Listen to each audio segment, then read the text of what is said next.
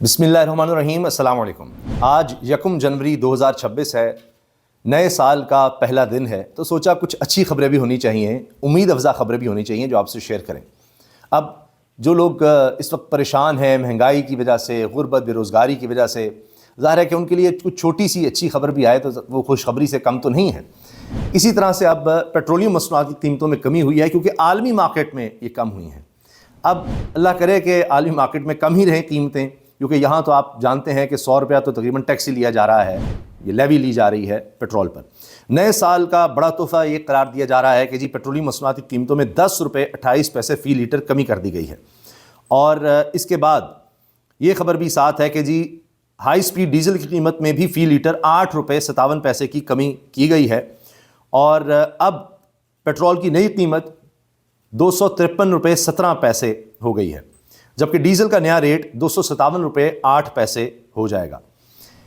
یہ الگ بات ہے کہ جب موازنہ کیا جاتا ہے کہ جی ہم تو آئے تھے مہنگائی ختم کرنے، مہنگائی مارچ موجودہ حکومت کے لوگ نکال رہے تھے، اسلام آباد کی طرف ہو رہا تھا، پھر رجیم چینج ہوا تو اس وقت 150 روپے لیٹر پیٹرول ہوتا تھا، اب آپ دیکھ لیجئے 250 سے اوپر ہے، لیکن ہم پھر بھی کہتے ہیں چلے کم تو کچھ ہوا 10 روپے، تو اسی میں ہمیں خوش بھی ہونا چاہیے۔ اللہ کرے کہ عالمی سطح پر پیٹرول کی قیمتیں مینج رہیں، کیونکہ ہمارا سب سے بڑا امپورٹ بل ہی پیٹرول ہے، آئل ہے، گیس ہے۔ اگرچہ اب ہم یہ دیکھ رہے ہیں کہ گیس کی کھپت بھی ایک طرح سے کم ہو رہی ہے، جتنے معاہدے کیے گئے تھے وہ بھی اب مسئلہ بنے ہوئے ہیں کیونکہ انڈسٹری اس طرح سے نہیں چل رہی، لیکن چلیں پھر آپ کہیں گے پھر دوبارہ اس طرف جا رہا ہے۔ ایک اور آپ کو اچھی خبر سنا دیتے ہیں جی، ملک میں تیل و گیس کے نئے ذخائر دریافت ہوئے ہیں، یہ بھی ایک بڑی خبر ہے۔ ملک میں خام تیل اور گیس کے نئے ذخائر دریافت کیے گئے ہیں۔ OGDC نے خیبر پختونخوا کے ضلع کوہاٹ میں تیل اور گیس کی دریافت کا اعلان کیا ہے۔ ترجمان آئل اینڈ گیس ڈیولپمنٹ نے کہا کہ براگزی X1 کنویں سے یومیہ 4100 بیرل تیل حاصل ہوگا، کنویں سے 10.5 ملین کیوبک فٹ یومیہ گیس کی پیداوار حاصل ہوگی۔ ترجمان OGDCL کے مطابق براگزی X1 کنواں 5170 میٹر گہرائی تک ڈرل کیا گیا۔ ڈاٹا فارمیشن میں ہائیڈرو کاربن سے 187 میٹر زون کی کامیاب نشاندہی ہوئی، اور ترجمان OGDC نے کہا مقامی وسائل کے فروغ سے ملک میں توانائی کے طلب اور رسد میں بہتری آئے گی۔ یعنی ظاہر ہے کہ ہمیں ضرورت زیادہ ہے، ماشاءاللہ 25 کروڑ کی آبادی ہے، تو توانائی تو اس وقت سب سے اہم چیز ہے۔ توانائی کا اس ملک میں بحران رہتا ہے، اگر آپ سولر پہ بھی شفٹ ہو جائیں تب بھی پتہ لگتا ہے نہیں بحران ختم نہیں ہوا، تب بھی مسئلہ رہے گا کیونکہ سرکولر ڈیٹ بڑھتا چلا جا رہا ہے، گیس کا سرکولر ڈیٹ بڑھ رہا ہے۔ اور تو اور آپ یہ سوچئے کہ ابھی یہ خبر بھی آئی ہے کہ جتنا ٹیکس پاکستان میں لگا دیا گیا ہے، اس کے بعد اب یہاں پر بزنس اتنا وائبل نہیں رہا، بڑے بزنس، کارپوریٹ بزنس پہ ٹیکس بڑھتا چلا جا رہا ہے، تنخواہ دار طبقے پہ ٹیکس بہت زیادہ ہے، تو یہاں سے لوگ باہر لے جا رہے ہیں انویسٹمنٹ۔ اتنا ٹیکس بڑھانے کے باوجود 330 یعنی 325 ارب روپے سے زیادہ کا شارٹ فال ابھی تک نظر آ چکا ہے، اور پتہ نہیں اس کو کس طرح سے پورا کیا جائے گا، چونکہ ٹیکس تو بڑھا دیتے ہیں آپ، لیکن مسئلہ یہ آتا ہے جب کاروبار ہی نیچے چلا جائے گا، اکنامک ایکٹیویٹی کم ہو جائے گی، تو پھر آپ ٹیکس کیسے کلیکٹ کریں گے؟ یعنی فرض کیجئے کہ آپ نے کسی چیز پر ٹیکس لگایا ہے، پہلے اس کی تعداد 100 تھی، 100 چیزیں بک رہی تھیں، لوگ خرید رہے تھے، اب جب مہنگائی بڑھے گی، آپ نے ٹیکس لگا دیا، تو اس کے بعد اس کی تعداد اگر 80 پر آ گئی ہے، 70 پر آ گئی ہے، خرید و فروخت کم ہو گئی ہے، تو ٹیکس تو آپ نے بڑھایا، لیکن چیزوں کی خرید و فروخت کم ہوگی تو پھر ٹیکس کلیکٹ آپ سے نہیں ہو پا رہا کیونکہ ایکٹیویٹی کم ہو گئی، یہ بھی ایک ایشو آ رہا ہے۔ Global economic Gallup survey, Pakistan نے بھارت کو پیچھے چھوڑ دیا، تو اب کم ہی ایسی چیزیں رہ گئی ہیں اعداد و شمار کے لحاظ سے کہ جس میں ہم بھارت کو پیچھے چھوڑیں۔ گلوبل اکنامک گیلپ سروے میں پاکستان کو اقتصادی اور امن کے حوالے سے بھارت پر واضح برتری حاصل ہوئی۔ گلوبل اکنامک گیلپ سروے کے تازہ ترین اعداد و شمار پاکستان نے 2026 کے آغاز پر اقتصادی اور امن کے حوالے سے بھارت اور عالمی اوسط دونوں کو پیچھے چھوڑا۔ سروے 60 ممالک میں کیا گیا، جس میں پاکستان میں 51% لوگ آنے والے سال کے بارے میں پر امید ہیں۔ یہ پاکستانیوں کی بہت بڑی خاصیت ہے کہ پر امید رہتے ہیں، شکر گزار رہتے ہیں، اچھی بات ہے۔ 51% لوگ آنے والے سال کے بارے میں پر امید ہیں، جبکہ بھارت میں یہ شرح صرف 39% ہے، کیونکہ بھارت میں آپ دیکھ رہے ہیں ابھی یہ کرسمس کے موقع پر بھی کتنا انتشار نظر آیا، اور پھر اقلیتوں کے لیے مسائل وہاں بڑھ رہے ہیں۔ اقتصادی حوالے سے 53% پاکستانی 2026 کو خوشحالی کا سال سمجھتے ہیں، جو عالمی اوسط 24% سے نمایاں طور پر بلند ہے۔ امن کے حوالے سے 52% پاکستانیوں کو امید ہے کہ دنیا میں امن بڑھے گا، جبکہ بھارت میں یہ شرح صرف 26% ہے۔ یہ سطح پاکستان میں 1994 کے بعد ریکارڈ کی گئی امیدوں میں سے ایک بلند ترین سطح ہے۔ گلوبل اکنامک گیلپ سروے کے مطابق مجموعی امید، اقتصادی خوشحالی اور امن کی توقع کے 3 اہم پیمانوں میں پاکستان نے عالمی نسبت سے بہتر کارکردگی دکھائی. یعنی 3 پیمانے تھے اس کے: امید، اقتصادی خوشحالی اور امن کی توقع. اس بنیاد پر پاکستانی بڑے پر امید ہیں اور 2 پیمانوں میں بھارت پر سبقت حاصل کی. اچھا، ماہرین کے مطابق غیر یقینی عالمی ماحول کے باوجود پاکستانی عوام 2026 کے حوالے سے پر اعتماد اور پر امید ہیں، اور یہ سروے معاشی ترقی اور عالمی امن کے بارے میں پاکستان کے بہتر عوامی رجحانات کی عکاسی کرتا ہے. تو جی یہ ہے گلوبل اکنامک گیلپ سروے، اور اس میں پاکستان کی 3 چیزوں میں اوسط بہتر ہے، 2 میں بھارت سے سبقت ہے. تو یہ ایک لحاظ سے پاکستانیوں کے پر امید ہونے کی، کوشش جاری رکھنے کی ایک دلیل ہے. ہر کوئی اپنا سروے کرتا ہے. اب یہ گیلپ کا سروے ہے، ان کے مطابق یہ ہے. اس میں بہت سی باتیں ہوتی ہیں، پھر ڈیبیٹ شروع ہو جاتی ہے جی کس علاقے کا لیا گیا، کس طرح لیا گیا، کیا سوچ تھی، اور پھر اس پہ ایک الگ ڈیبیٹ آ جاتی ہے.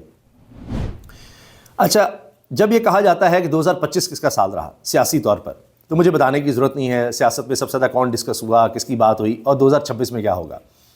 تو اس لحاظ سے تو ایسے ہی لگتا ہے کہ جو پچھلا سال رہا سختیوں کا اسی طرح سے ہے، لیکن حکومت لاکھ کوششوں کے باوجود بھی بیانیہ نہیں بنا پا رہی، جس کی وجہ سے جیل میں بیٹھے شخص سے وہ آگے نظر آ سکیں. یہ حال ہو گیا ہے. کہتے ہیں چلے ہمیں برا بھلا ہی کہو، ہم کچھ ایسا کہہ دیں، کچھ ایسا بول دیں، چاہے گالم گلوچ ہو، جہاں ہم ڈسکس تو ہو جائیں، ہماری کوئی بات یہ تنقید ہی کرو، ہم کہیں بات تو کریں، ایگزسٹنس تو ہماری ہو. ورنہ اب ایسے ہے کہ ہم کہیں بھی نہیں ہیں، حکومت میں ضرور ہیں، باقی تو جناب ایک طرف بات کی جاتی جی خان ہے، دوسری طرف اسٹیبلشمنٹ ہے، بس وہاں پر چیزیں چل رہی ہیں، وہاں سارٹ آؤٹ ہو گئیں تو پھر اور ڈائریکشن ہو جائے گی، باقی ہم نہ 3 میں نہ 13 میں. پی ٹی آئی نے سینیٹر سیف اللہ ابڑو کے خلاف نااہلی کا ریفرنس دائر کر دیا ہے. سینیٹر سیف اللہ ابڑو نے ابھی آپ جانتے ہیں کہ پھر ترمیم میں ووٹ ڈالا تھا اور اس کے بعد استعفیٰ دے کر چلے گئے تھے، لیکن پھر دوبارہ آ گئے تھے کیونکہ ان کا استعفیٰ قبول نہیں کیا گیا تھا، اور اس کے باوجود وہ آئے اور پھر انہوں نے جناب دوبارہ ووٹ دیا پارٹی پالیسی کے خلاف. تو ویسے تو ان کو کوئی کچھ نہیں کہہ سکتا، جو اس نظام چل رہا ہے، الیکشن کمیشن بھی ہے، سینٹ میں بھی اب حکومت اکثریت لے چکی ہے، کوئی ان کو مسئلہ نہیں ہے. لیکن بہرحال اپنی طرف سے تو طریقے سے بتا رہی ہے نا کہ جی ہم ڈسپلن کی خلاف ورزی برداشت نہیں کریں گے. سینیٹر سیف اللہ ابڑو کے خلاف نااہلی ریفرنس پارلیمانی لیڈر سینیٹر علی ظفر کی جانب سے دائر کیا گیا ہے. ڈپٹی پارلیمانی لیڈر سینیٹر اون عباس بپی نے سیکرٹری سینٹ کو ریفرنس فائل کیا. تو اب اس میں کہا جا رہا ہے کہ سینیٹر سیف اللہ ابڑو نے 27ویں آئینی ترمیم پر پارٹی ہدایت کی خلاف ورزی کی. پی ٹی آئی پارلیمانی پارٹی نے 27ویں آئینی ترمیم کی مخالفت کا متفقہ فیصلہ کیا تھا، اور پارلیمانی لیڈر پی ٹی آئی کی تحریری ہدایت کے باوجود 10 اور 15 نومبر 2025 کو سیف اللہ ابڑو نے 27ویں آئینی ترمیم کے حق میں ووٹ دیا. پی ٹی آئی کی جانب سے سیف اللہ ابڑو کو شو کاز نوٹس جاری کیا گیا. شو کاز نوٹس کا مقررہ مدت میں کوئی جواب موصول نہیں ہوا. پارٹی ہدایت کی خلاف ورزی آرٹیکل 63A لاگو ہوتا ہے. پی ٹی آئی نے سینیٹر سیف اللہ ابڑو کو پارٹی سے منحرف قرار دیا. متن کے مطابق جو یہ نوٹس دیا گیا ہے، اس میں سیف اللہ ابڑو کے خلاف ریفرنس جلد از جلد الیکشن کمیشن بھیجنے کی استدعا بھی کی گئی ہے. ابھی تک تو نوٹیفیکیشن اپوزیشن لیڈر کا نہیں ہو رہا، اس میں دیکھ لیتے ہیں کیا ہوتا ہے. اچھا، آنے والے دنوں میں جو سب سے بڑی خبر بننے والی ہے اس پر نظر رکھیے. یہاں تو مریم نواز کی سرکار بری طرح سے ایکسپوز ہوئی. اب جناب سہیل آفریدی نے کہا ہے کہ تیاری پکڑ لیں جی، 9 جنوری بروز جمعہ کراچی سندھ تیار ہو. انشاءاللہ عمران خان صاحب کا پیغام لے کر ہم آ رہے ہیں، تمام پارٹی کے دوستوں سے جمعے کے دن ملاقات ہوگی انشاءاللہ. تو یہ جناب پیغام دے دیا ہے سہیل آفریدی نے. تو پنجاب کے بعد، لاہور کے دورے کے بعد اب وہ کراچی اور سندھ کا دورہ کرنے جا رہے ہیں. مجھے یہ امید ہے کہ جو کچھ یہاں ان کے ساتھ کیا گیا مریم سرکار کے ہوتے ہوئے، وہاں تھوڑا سا مختلف ہوگا. اور ایک موبلائزیشن کی ڈرائیو ہے. اب ظاہر ہے کہ وہاں پیپلز پارٹی کا امتحان بھی ہے، اور دیکھتے ہیں کہ وہ کس طرح سے کرتے ہیں. اسٹیٹمنٹ وہ بھی اس طرح کی دیتے ہیں کہ نہیں جی سڑکیں نہیں بند کرنی، فلاں نہیں کرنا.